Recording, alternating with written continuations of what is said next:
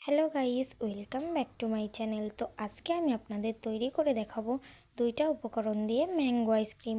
দেখতে যেমন দারুণ হবে, খেতেও হবে অসাধারণ, অতুলনীয়। তো চলুন শুরু করা যাক। তো ফার্স্টেই আমি এক ঝুড়ি আম নিয়ে চলে এসেছি। তো আমগুলোকে আমি পরিষ্কার করে নিয়ে আমগুলোকে কাটতে বসে গেছি। আপনারা যত পরিমাণ আইসক্রিম বানাতে চান সেই অনুযায়ী আম নিয়ে নেবেন।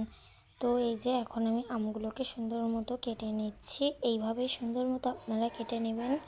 যে আমে বেশি কষ সেই আমগুলা ইউজ না করাই ভালো, কারণ যখন আইসক্রিম বানানো হয় তখন তাহলে কষের গন্ধ বেরোতে পারে।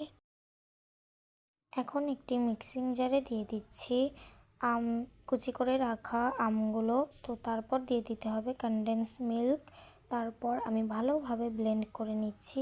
তো এই যে হয়ে গেছে। তো এখন একটা আমি নিয়ে নিয়েছি মিক্সিং বোল। তো সেখানে আমি একটু হুইপ ক্রিম নিয়ে নিয়েছি।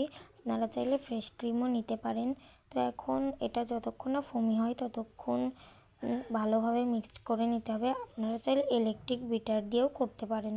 তো এখন আমি দিয়ে দিলাম আমের যেই পাল্পটা বানিয়ে রেখেছিলাম সেটা।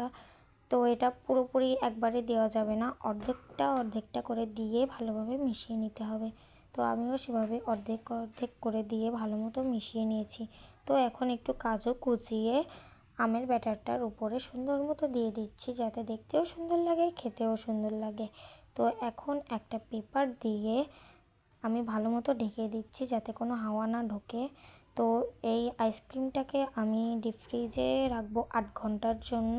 8 ঘন্টা রাখলেই জমে যাবে। তো চলে এসেছি 8 ঘন্টা পর। তো দেখো এখন আইসক্রিমটা কি সুন্দর জমে গেছে।